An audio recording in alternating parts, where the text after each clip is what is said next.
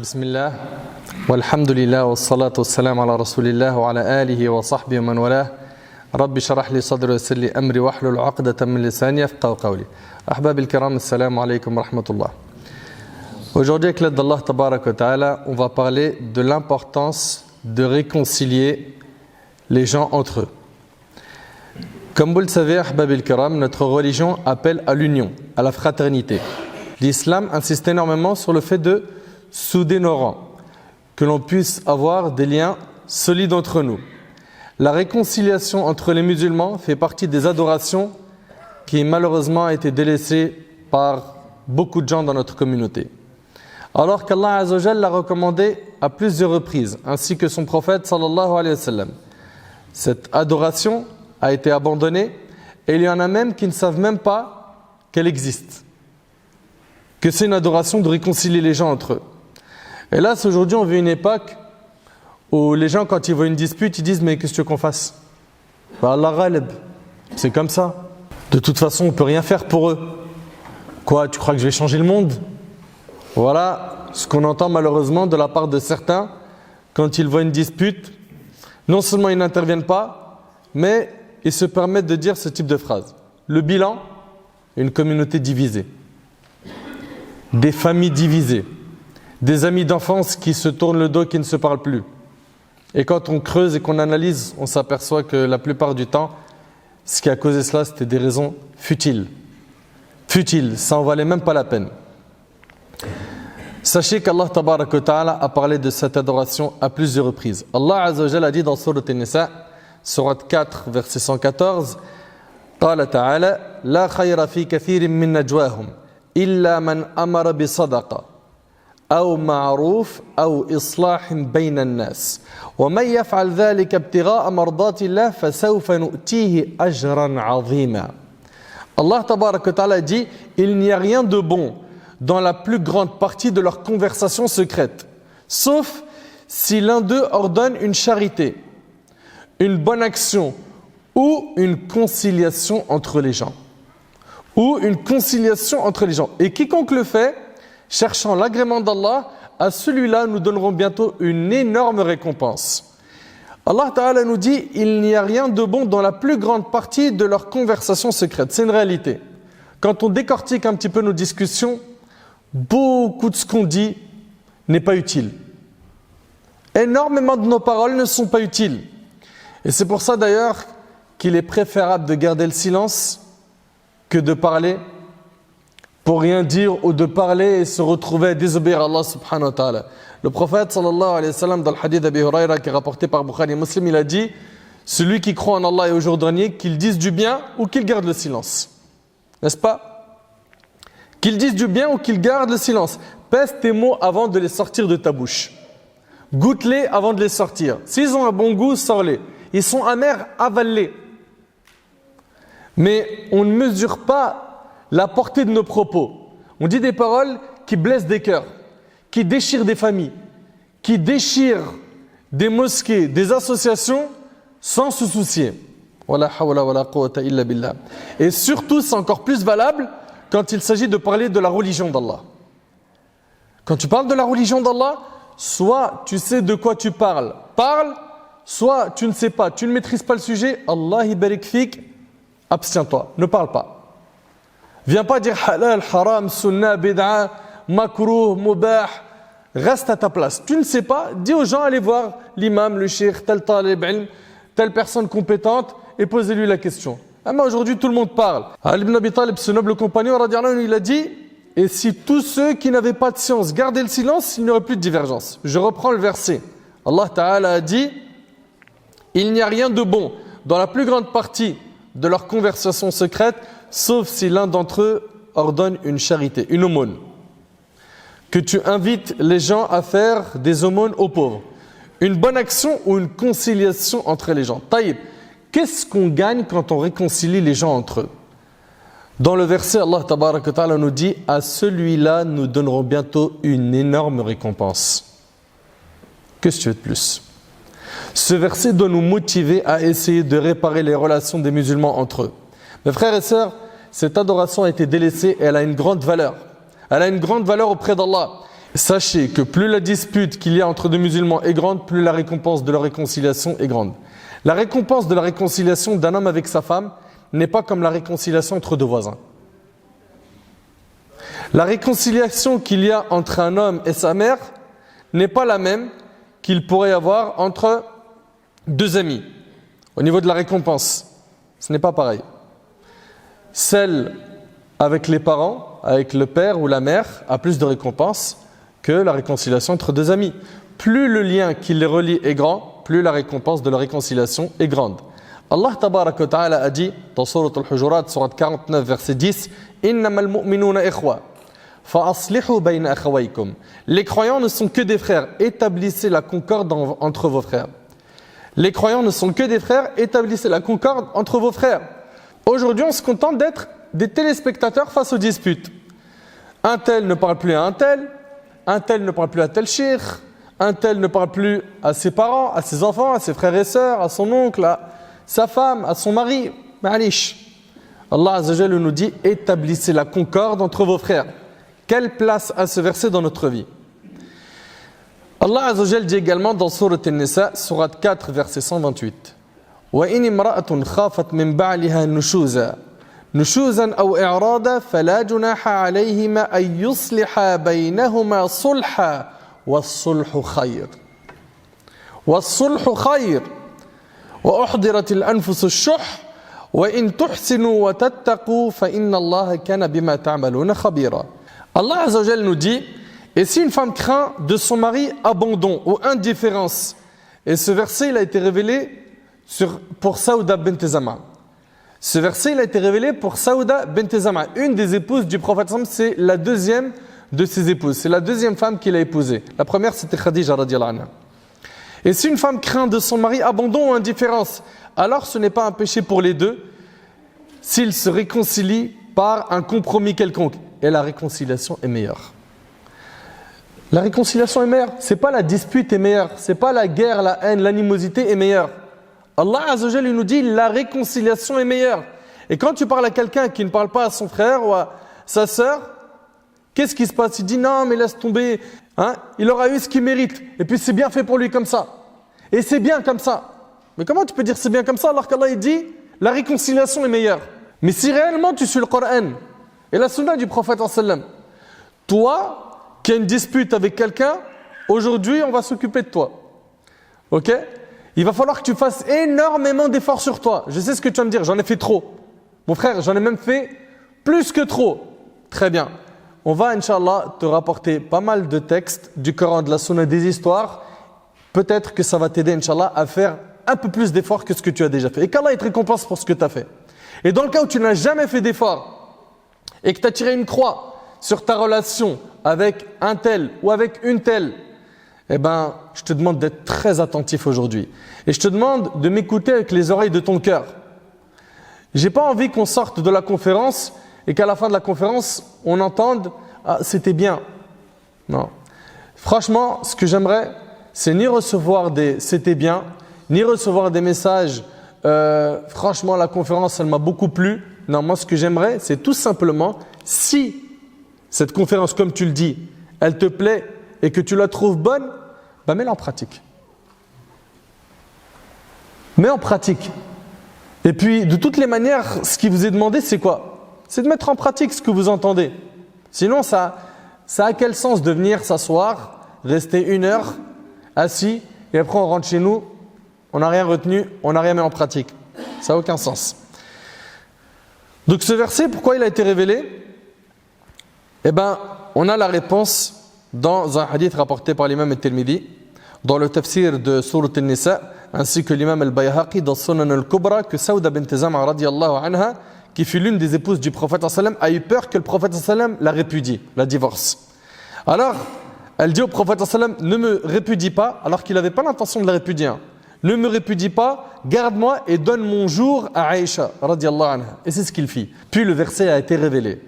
Le verset dit, et si une femme craint de son mari abandon ou indifférence, alors ce n'est pas un péché pour les deux s'ils se réconcilient par un compromis quelconque.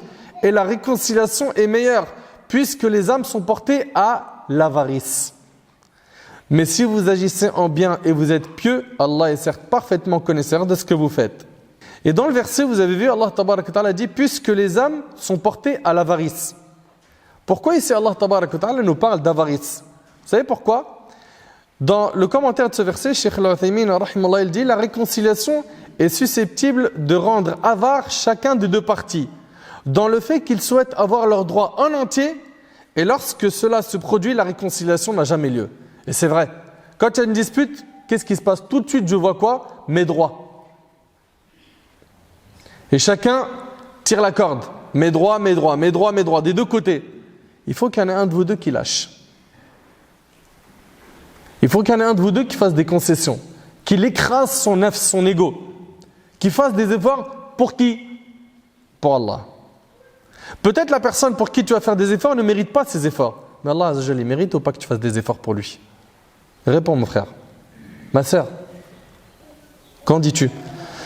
Au moment de la réconciliation, il faut savoir fermer l'œil. Il ne faut surtout pas que tu te mettes à dire « Oui, mais il m'a fait ceci, et rappelle-toi de cela. » Et puis il y a des gens, subhanallah, ils ne pardonnent jamais. Vous connaissez le chameau? Vous avez vu le chameau, comment il stocke? Allah ibarak. Il y a des gens, ils sont comme le chameau, ils stockent des informations et ils les balancent à n'importe quel moment. Il lui dit « Est-ce que tu te rappelles, en 79, quand on était chez ma grand-mère, est-ce que tu te rappelles ou pas le regard que tu m'as lâché? » Ah, Sahabi 79.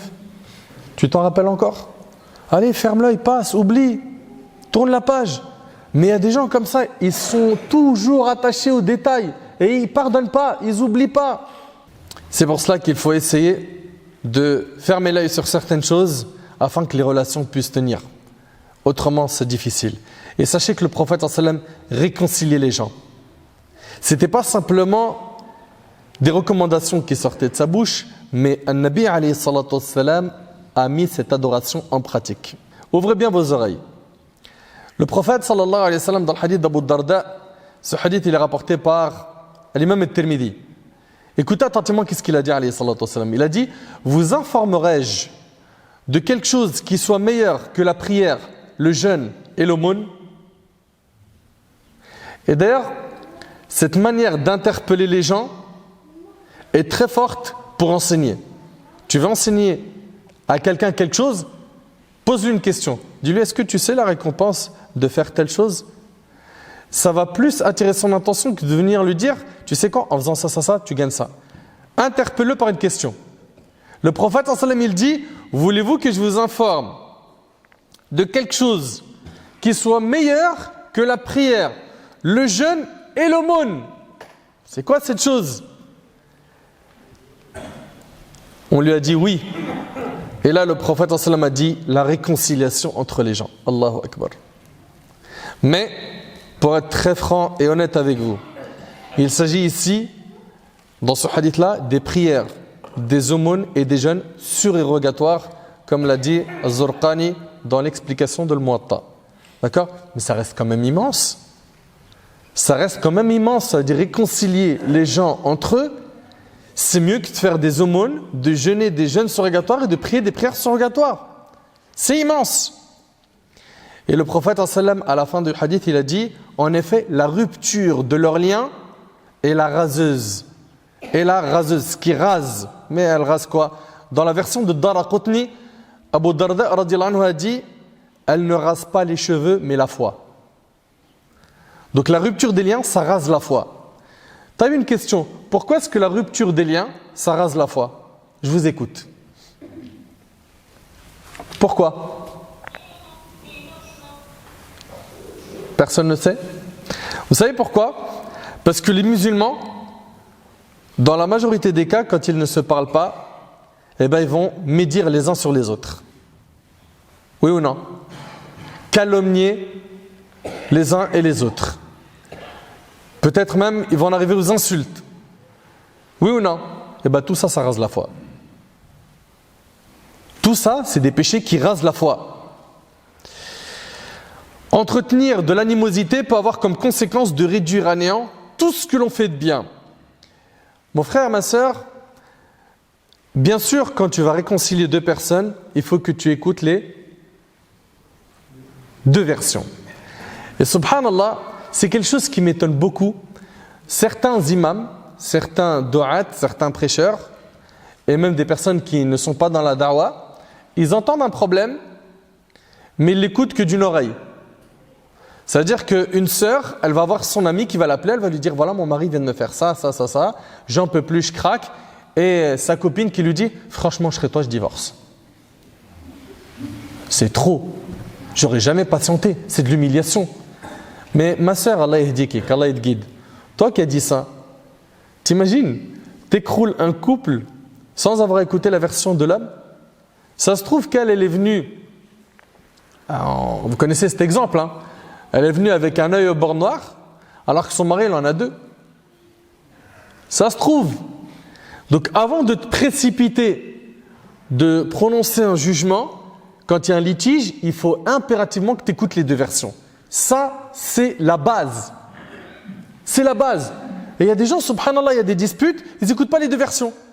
Il dit quoi? Non mais le frère, nahsabu ala khir, c'est quelqu'un, mashallah, taqi. Non, il ne peut pas mentir. Ce qu'il a dit, c'est vrai.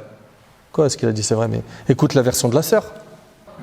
Et pareil quand c'est entre un père et son fils, ou entre des frères et sœurs de sang, des frères et sœurs en Allah, il faut apprendre à écouter les deux versions. Selon Abu Huraira, radiyallahu anhu, le prophète sallallahu alayhi wa sallam a dit « Tu arbitres en toute justice entre deux parties et tu as là une aumône. » Rapporté par Bukhari et Muslim. Et pour arbitrer en toute justice, il faudra que tu juges entre eux selon le Coran et la Sunna.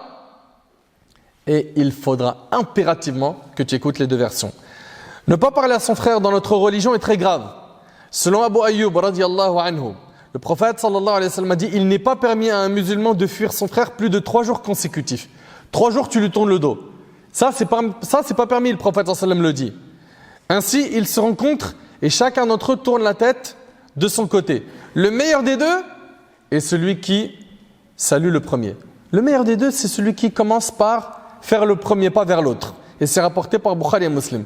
Chaque jour qui passe aujourd'hui, malheureusement, on entend des divorces, des disputes, des très grands problèmes, des épreuves grandes comme des montagnes. Et ces personnes-là peuvent se tourner le dos pendant des semaines et des mois. Alors, non seulement eux, ils ne culpabilisent pas, ils ne disent pas « Bon, allez, c'est mon frère en Allah, après tout, j'y vais, je lui pardonne pour qu'Allah me pardonne. » Non seulement eux, ils ne font pas ce pas, mais autour d'eux, personne n'est là pour réconcilier. Et si on regarde notre entourage, partout il y a des disputes. Dans nos propres familles, il y a des personnes qui ne se parlent pas. Pour des histoires d'argent, d'héritage, pour des mauvaises discussions qu'ils ont eues entre eux. Ou des fois c'est par la perception de l'info qui est différente d'une personne à l'autre. Il a mal compris, il a mal interprété, elle a mal interprété ce qu'elle a entendu, ce qu'elle a vu. Ne dépasse pas 3 jours en tournant le dos à un de tes frères ou à une de tes sœurs. D'accord? Ça c'est pas à faire. Par contre, Cheikh l'Islam Ibn Taymiyyah rahimallah a dit il est permis s'il y a un intérêt de ne pas parler à une personne plus de 3 jours dans le but de l'éduquer. Vous écoutez? C'est-à-dire que c'est permis de dépasser 3 jours mais qui a un objectif, c'est de l'éduquer. Et bien sûr, j'ai dit s'il y a un intérêt, car dans le cas où tu lui tournes le dos et que cette personne-là s'éloigne de toi, s'éloigne de la religion, à ce moment-là, il vaut mieux pas que tu coupes les liens avec cette personne. De même, je tiens à préciser qu'il n'existe pas une personne avec qui ta relation sera à 100% bien tout le temps. Obligatoirement, de temps en temps, tu vas avoir des tensions, même avec les personnes les plus proches. Des tensions, du piment dans la relation. N'est-ce pas? Et cela ne doit pas t'amener à tomber dans un extrême qui est le fait de t'isoler du monde. Parce qu'on a des gens comme ça. On a des gens, ils ont eu des mauvaises expériences avec leurs amis, avec leurs proches, et à la fin, ils se sont isolés. Ils ne fréquentent plus personne. À cela, écoutez, selon Ibn Umar, radiyallahu anhuma, le prophète sallallahu alayhi wa sallam a dit « Le musulman qui fréquente les gens et qui patiente face au tort qu'ils lui causent est meilleur que le musulman qui ne fréquente pas les gens et ne patiente pas face au tort qu'ils lui causent. » Rapporté par Tirmidhi et d'autres. Qu'en penses-tu? Qu'en penses-tu?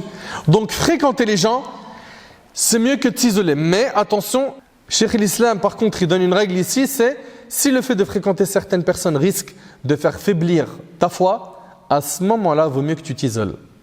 Mais dans le cas où tu n'as aucun risque pour ta foi, vaut mieux que tu fréquentes les gens et que tu patientes face à leur tort. Vous suivez? Mes frères et sœurs, notre religion est une religion d'amour et d'union. Comment est-ce possible qu'en ayant la foi, qu'en pratiquant notre religion convenablement, qu'on puisse couper nos liens avec des membres de notre famille? Un tel, il ne parle plus à sa mère, il ne parle plus à son oncle, il ne parle plus à sa sœur, il ne parle plus à son fils, elle ne parle plus à sa fille, etc., etc., etc. Comment? N'oubliez pas que le prophète sallallahu alayhi wa sallam a dit: il n'est pas permis à un musulman de fuir son frère plus de 3 jours consécutifs. Tu n'as pas le droit, fais attention. Ok? Et sachez que le prophète nous a indiqué les chemins les plus courts pour entrer au paradis. Vous connaissez par cœur ce hadith. Dans le hadith rapporté par Muslim, le prophète il dit: par celui qui tient mon âme dans sa main, vous n'entrerez au paradis que lorsque vous croirez. Et vous ne croirez vraiment que lorsque vous vous aimerez. Voulez-vous que je vous indique une chose? Si vous la faites, vous vous aimerez. C'est quoi? Afshu salam bainakum. C'est-à-dire répandez le salut entre vous. Saluez-vous les uns les autres. Saluez-vous. Purifiez vos cœurs de toute maladie, à savoir la haine, la jalousie, la rancune contre vos frères. Le musulman qui a la haine et qui souhaite le mal à ses frères a une foi qui est incomplète. Mes frères et sœurs, vous savez tous que le mensonge, il est interdit en islam, oui ou non? Mentir, c'est halal ou c'est haram? C'est interdit en islam, n'est-ce pas? Dans le hadith, le prophète sallallahu alayhi wa sallam a dit: le mensonge mène à la rébellion à Allah. La rébellion à Allah mène à l'enfer. L'homme ne cesse pas de mentir jusqu'à ce qu'il soit inscrit auprès d'Allah comme grand menteur. Le hadith il est rapporté par Bukhari et Muslim selon Ibn Mas'ud. Donc on voit que c'est haram de mentir. Mais pour réconcilier les gens, c'est autorisé. Pour réconcilier les gens, c'est autorisé. Kalthum bint Uqba radiyallahu anha a dit: j'ai entendu le prophète sallallahu alayhi wa sallam dire: n'est pas menteur celui qui réconcilie les gens en disant à chacun des deux adversaires que l'autre a dit du bien de lui, rapporté par Bukhari et Muslim. C'est pas considéré comme un menteur. C'est un mensonge autorisé. Dans une autre version rapportée par Muslim, elle dit: je ne l'ai jamais entendu autoriser le mensonge, sauf dans 3 cas. Parmi ces cas-là, la réconciliation des gens. Donc, on a par exemple mon frère Mahmoud qui ne parle pas à son frère Ibrahim. D'accord? Les deux, ils ne se parlent plus. Les raisons peuvent être justifiées ou non, ils ne se parlent plus. Et là, je vais voir Mahmoud, je lui dis: tu sais quoi? Ibrahim, il dit du bien de toi.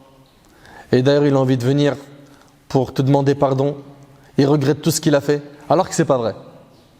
Ok? Là, je suis en train d'amadouer son cœur. Oui ou non? Puis après, je vais voir Ibrahim, je lui dis: t'es pas au courant, toi? Mahmoud, il regrette à fond.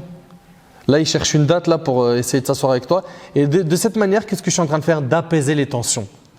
D'apaiser les tensions. Vous imaginez, subhanallah, ça montre l'importance de réconcilier les gens. Lorsqu'on regarde dans la biographie du prophète sallallahu alayhi wa sallam, on s'aperçoit qu'il a réconcilié les Aws et les Khazraj après qu'il y eut de longues batailles entre eux. Le prophète sallallahu alayhi wa sallam réconciliait les gens entre eux. Selon Sahl ibn Sa'd al-Sa'idi radiyallahu anhu, le prophète sallallahu alayhi wa sallam a appris qu'il y avait un litige entre les membres de la tribu des Bani Amr ibn Auf. Alors le prophète sallallahu alayhi wa sallam sortit avec un groupe de gens pour les réconcilier. C'est rapporté par Bukhari et Muslim. D'ailleurs, il intervenait même dans les couples. Et écoutez cette histoire. Vous la connaissez peut-être, elle est rapportée par l'imam al-Bukhari. C'est l'histoire de Barira et son mari. Ibn Abbas radiyallahu anhuma rapporte que Mourith, c'était un esclave qui était marié à une esclave qui s'appelait Barira. Mourith était marié à Barira. Et Mourith, il aimait énormément Barira. Il ne voulait pas la lâcher. Mais Barira fut libérée. Elle a été libérée, elle qui était esclave, contrairement à son mari. Et en islam, une femme esclave, lorsqu'elle est libérée, on lui laisse le choix entre rester avec son mari, l'esclave, ou le laisser. Barira demanda à ce qu'il la laisse. Et ça a fendu le cœur de Mourith. Quand Mourith a su que Barira ne voulait plus de lui, ça lui a déchiré le cœur. Mourith l'aimait énormément. Il est parti voir le prophète sallam et lui a dit: intercède pour moi en allant la voir. Le prophète sallam, il est parti donc voir Barira. Subhanallah, on voit ici que le prophète sallam accorde de l'importance à tout le monde. Et qu'il ne se dit pas: je suis le responsable des musulmans, j'ai pas le temps, j'ai trop de responsabilités, qu'est-ce que je vais me déplacer pour un tel et une telle, qui se débrouille. Ou je leur envoie un compagnon, il y va lui-même, alayhi salatu wassalam. Alors il a dit à Barira: oh Barira, reviens à lui. Elle lui a dit: est-ce que c'est un ordre? Il lui a dit: non, mais je ne suis qu'un intercesseur. Elle lui a dit non, je ne veux pas de lui. On voit ici que le prophète a fait l'effort d'aller pour réconcilier ces deux personnes. Et ça, c'est quelque chose de très important. Donc on a vu ici dans cette histoire que le prophète sallallahu alayhi wa sallam, c'était pas quelqu'un qui était dans la théorie. Il était dans la théorie et la pratique, sallallahu alayhi wa sallam. Et dans un hadith, le prophète sallallahu alayhi wa sallam a dit « Les portes du paradis sont ouvertes tous les lundis et jeudis. On absout alors toute personne n'associant rien à Allah, sauf quelqu'un qui a quelque animosité pour son frère. On dit alors remettez l'absolution de ces deux-là jusqu'à ce qu'ils se réconcilient. » T'imagines ? Mes frères et sœurs, j'ai une question à vous poser. Savez-vous quelles sont les causes des disputes entre les musulmans ? Pourquoi est-ce que les musulmans aujourd'hui se tournent le dos ? Certains disent « Moi je ne parle pas à un tel parce qu'il m'a fait du mal. J'arrive pas à oublier ce qu'il m'a fait. » Ça c'est le classique, oui ou non ?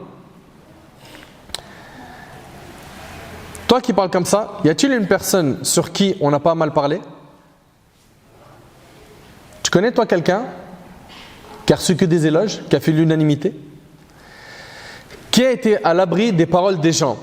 Allah tabaraka wa ta'ala lui-même, notre maître Jalla fi'ula, il a reçu des insultes.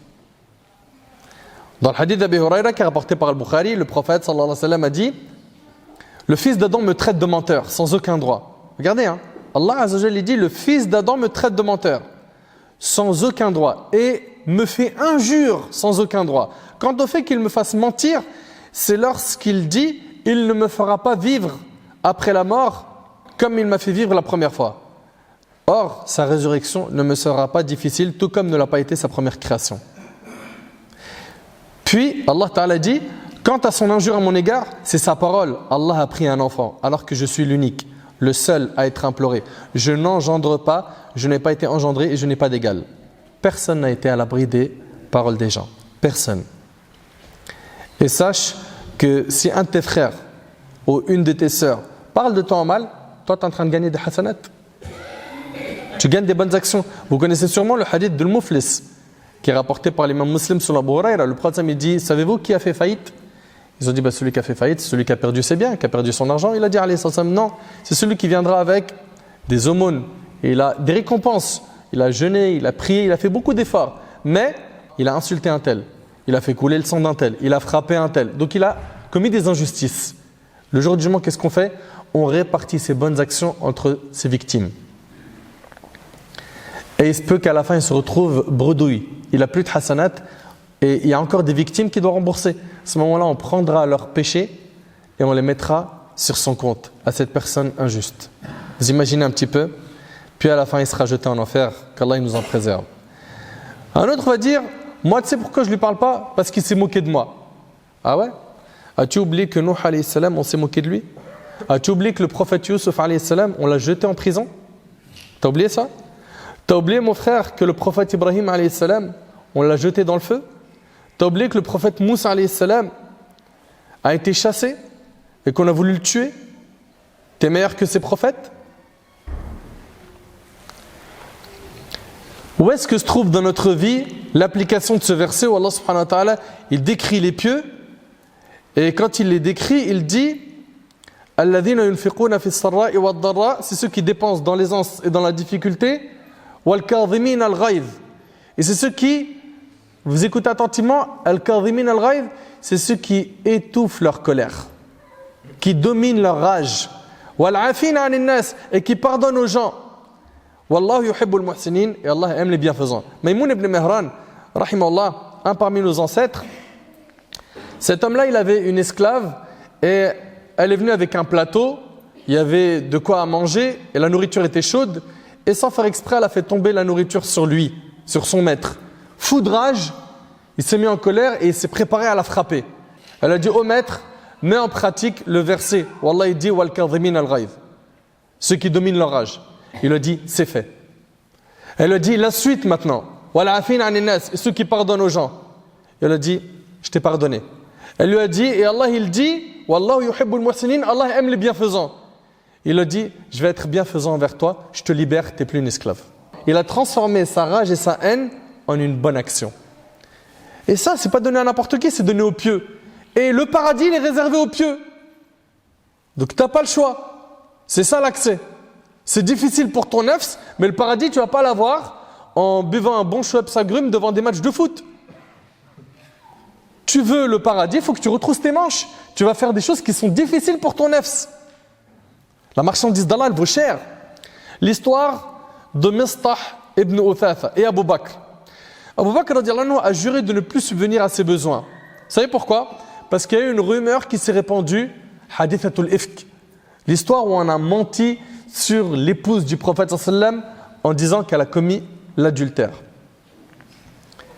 Et subhanallah, dans cette histoire-là, Mistah, qui était à la charge d'Abu Bakr, il a participé à la propagation de cette rumeur. Abu Bakr, il a dit, je ne subviens plus à ses besoins. Il parle comme ça de ma fille, c'est sa fille quand même, Aïcha radiallahu anha. N'est-ce pas? Allah subhanahu wa ta'ala lui a révélé le verset suivant dans Sourate An-Nur. وَلْيَعْفُوا وَلْيَصْفَحُوا أَلَا تُحِبُّونَ أَن يَغْفِرَ اللَّهُ لَكُمْ. Allah ta'ala a dit qu'il pardonne et absolve. N'aimez-vous pas qu'Allah vous pardonne? Suite à ce verset, Abu Bakr l'a repris en charge et lui a pardonné. Pourtant, cet homme-là propageait une rumeur que sa fille avait commis l'adultère. Vous imaginez un petit peu? Un verset, ça a fait de l'effet dans le cœur d'Abu Bakr. Pourquoi? Parce qu'il avait un cœur vivant. Aujourd'hui, tu dis à un musulman, une musulmane, des versets, des hadiths, il dit ouais, mais mon frère, c'est trop ce qu'il m'a fait. Wallah, c'est trop. Subhanallah, pourquoi le cœur il est opaque? Pourquoi ton cœur il réceptionne aucune info? Allah Ta'ala il nous dit وَلَا تَسْتَوِي الْحَسَنَةُ وَلَا السَّيِّئَةُ ادْفَعْ بِالَّتِي هِيَ أَحْسَنُ فَإِذَا الَّذِي بَيْنَكَ وَبَيْنَهُ عَدَاوَةٌ كَأَنَّهُ وَلِيٌّ حَمِيمٌ. La bonne action et la mauvaise ne sont pas pareilles. Repousse le mal parce qu'il est meilleur. Repousse le mal parce qu'il est meilleur. Vous allez me dire mais c'est trop dur. Écoutez ces histoires. Ibn al-Jawzi rahimallah il a rapporté dans Al-Misbah Al-Mudi que Muawiyah radiallahu anhu avait retenu les salaires, les revenus des gens pour certains intérêts qui touchent à la communauté. D'accord? Il est monté sur le mimbar pour prononcer le sermon du vendredi et le noble tabi'i, c'est un successeur, il s'appelle Abu Muslim al-Khawlani, il s'est levé pendant le discours du vendredi et il a dit « Oh Muawiyah, pourquoi as-tu privé les gens de leur salaire, de leurs revenus? Cela ne fait pas partie de ton travail, ni de celui de ton père, ni de celui de ta mère. » C'est des paroles douces ou c'est des paroles méchantes? L'imam, il est sur le mimbar. Hein. Vous imaginez un petit peu ou pas? Il est en train de lui dire que c'est l'argent de la Ummah. Muawiyah se mit en colère. Puis il descendit du mimbar et dit aux gens, restez à vos places. Il s'absenta un moment et revint. Puis il leur a dit, Abu Muslim a dit des paroles qui m'ont mis en colère. Et j'ai entendu le prophète sallam dire, la colère vient du diable. La colère provient du diable. Et le diable ne fut créé qu'à partir de feu. Si l'un d'entre vous se met en colère, qu'il accomplisse ses ablutions. Car les ablutions éteignent la colère. Abu Muslim a dit vrai dans ses propos, levez-vous et venez chercher vos revenus, qu'Allah vous fasse miséricorde. T'imagines? Toi, tu as peut-être eu dans ta vie des litiges où une personne t'a mal parlé. Mais est-ce qu'il y avait autant de monde que Muawiyah qui lui faisait le discours du vendredi? Et il a pardonné. Une autre histoire de Muawiyah. Muawiyah radiallahu anhu était le propriétaire d'un jardin à Médine. Ce jardin était collé à celui d'Abdullah ibn Zubayr. Abdullah ibn Zubayr, c'est un grand compagnon radiallahu anhu. Et il y avait entre eux des anciennes disputes. Ok? Donc Muawiyah il avait un jardin qui était collé à celui d'Abdullah ibn Zubayr. Deux jardins collés. Certains esclaves de Muawiyah entrèrent dans le jardin de Zubayr, écoutez bien, et ils en dégradèrent quelques parties. Ibn Zubayr écrivit un message à Muawiyah où il a dit, de la part d'Abdullah ibn Zubayr ibn al-Awam, le partisan du messager d'Allah, fils de Asma, la fille d'Abu Bakr, la femme aux deux ceintures, à Muawiyah, le fils de Hind, la mangeuse de foie. Pour l'histoire de Hamza à Uhud. Déjà l'intro elle est très dure, n'est-ce pas? Subhanallah.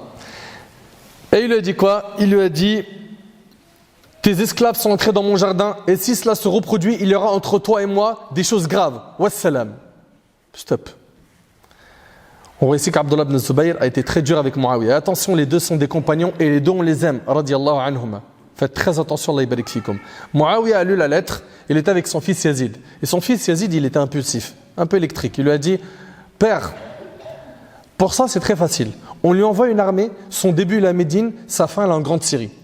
Afin qu'il t'amène sa tête. On l'achève. Lui c'est pas difficile, hein. Laisse-le nous. On va lui envoyer une armée olympique. Ok? Et là, Muawiyah a dit non. il ordonna qu'on lui écrive une lettre dont son contenu fut le suivant. De Muawiyah, écoutez attentivement, Ibn Abi Sufyan à Abdullah ibn Zubayr ibn al-Awwam, le partisan du messager d'Allah, le fils de Asma, la femme aux deux ceintures, après ceci. J'ai reçu ta lettre. Sache mon frère, écoutez bien, si ce bas monde était entre toi et moi et que tu me l'aurais demandé, je te l'aurais donné. Allahu Akbar. Gardez la gentillesse. Vous avez vu un peu? Et c'est pas fini.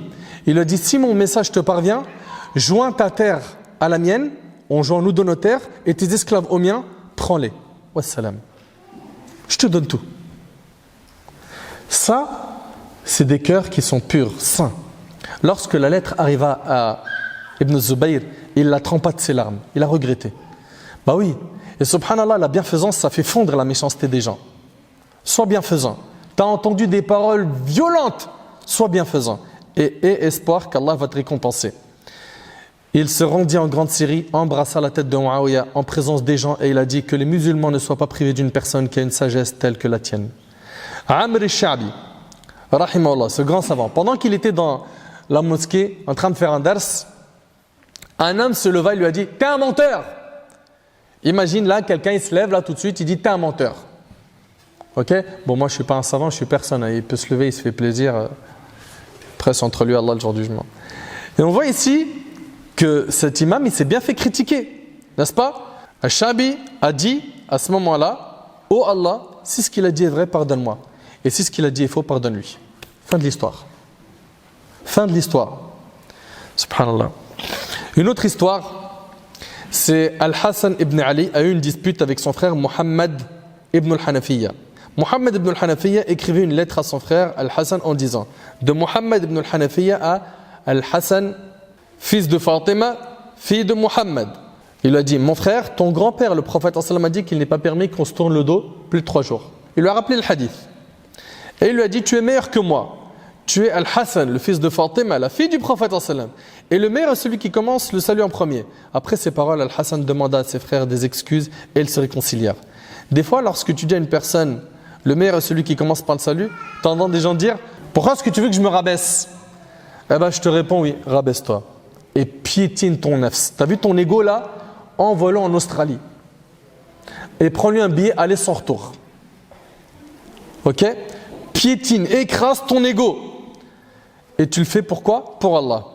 Sois modeste, sois humble. As-tu oublié qu'Allah tabaraka wa ta'ala, dans Surat Al-Ma'idah, a dit Adhillatin ala al-mu'minin, modeste envers les croyants. Donc rabaisse-toi, oui, rabaisse-toi pour ton frère. Et quand il s'agit d'une dispute dans le couple, mon frère, rappelle-toi que le prophète m'a dit qu'un homme ne déteste pas, écoutez bien, une croyante. Si l'un de ses côtés lui déplaît, qu'il se rappelle de ses qualités. Si elle te dérange parce qu'elle a 1, 2, 3 défauts, eh ben rappelle-toi de ses qualités, qui sont sûrement beaucoup plus nombreuses que ses défauts. Mais non, nous, qu'est-ce qu'il arrive à faire, Shaitan, avec nous? Il arrive à zoomer sur l'erreur. Il zoome. Le petit point noir, tu le vois comme une grande tache immense. Alors qu'il n'y a rien. Il n'y a rien. Et ça va dans les deux sens. Hein. Tout comme on dit aux frères de fermer l'œil et de se rappeler des qualités. Mes sœurs, s'il vous plaît, les phrases là, vous connaissez les phrases violentes, les phrases bombes atomiques que nos sœurs savent des fois dire. J'ai jamais rien vu de bien de ma vie avec toi. Ça, mes sœurs, c'est des poignards violents. Faites attention à ça. D'ailleurs, le prophète sallam, il décrit une catégorie des gens de l'enfer, et parmi ces personnes-là, il y a des femmes ingrates qui, si tu es bienfaisant envers elles tout le temps et qu'elles voient de toi une seule chose, elle dit, j'ai jamais rien vu de bien avec toi.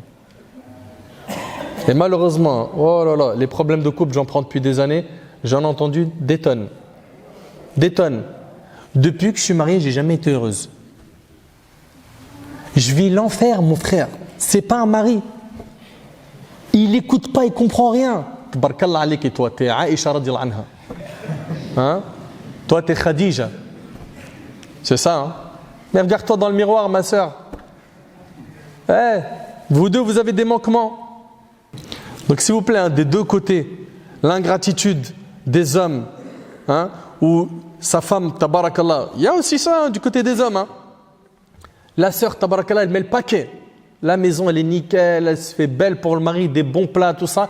Le monsieur, il ne sait pas dire merci. Il ne sait pas dire une belle parole. Il n'accorde aucune attention. Il rentre, il mange, après son smartphone ou la télé. Il ne la calcule pas. Elle veut lui parler, il lui dit « Abrège, fais court, c'est trop long. » C'est trop long, donne-moi la version courte. C'est quoi ça? Écoute-la, parle avec ton épouse, donne-lui son droit. Et voilà, le problème c'est quoi? C'est qu'on est toujours là à rechercher nos droits et on manque beaucoup à nos devoirs, malheureusement. Et n'oubliez pas une chose, c'est que le diable, ce qu'il préfère le plus, c'est le divorce. Selon Jabir radiyallahu anhu, et le hadith il est rapporté par Muslim, Iblis a mis son trône sur l'eau, puis il envoie ses bataillons, il envoie ses démons. Les démons, le démon qui a le plus de proximité avec lui est celui qui a réussi le plus grand trouble. Puis chacun revient le voir et lui rend des comptes. Un parmi eux lui dit « Moi j'ai fait ceci et cela ». Il lui dit « Non, t'as rien fait ». « Moi j'ai fait ceci et cela, je suis resté avec un tel jusqu'à il a volé ». « T'as rien fait, Jusqu'à ce qu'il y en a un qui lui dit « Je suis resté avec un tel jusqu'à ce que je l'ai séparé de sa femme ». À ce moment-là, Iblis il le rapproche et lui dit « T'es le meilleur ». T'es le meilleur. Donc faites attention à vos couples. Ok ? Et à tout ce qui peut parasiter vos couples. Mon frère ainsi que toi ma soeur, si tu veux apporter un conseil avec sagesse. Allah tabaraka wa ta'ala nous demande d'être bon envers les parents, envers les gens. Regardez dans le Coran. Wa in jahadaka ala an tushrika bi ma laysa laka bihi ilm fala tuti'huma, mais à côté wa sahibhuma fi dunya ma'rufa. N'est-ce pas? Donc Allah tabaraka wa ta'ala il dit et si tous deux te forcent à m'associer, ce dont tu n'as aucune connaissance, ne leur obéis pas, mais reste avec eux ici-bas de façon convenable. Également, Allah Ta'ala il dit وَخْفِدْ لَهُمَا جَنَاحَ الذُّلِّ مِنَ الرَّحْمَةِ. Et par miséricorde, abaisse pour eux l'aile de l'humilité. Il parle de qui, Azza wa Jal? Des parents. D'accord? Et quand il a envoyé Moussa et Haroun à qui? À Pharaon. Il a dit parlez-lui gentiment. Parlez-lui gentiment. Donc tu veux adresser un conseil, ok?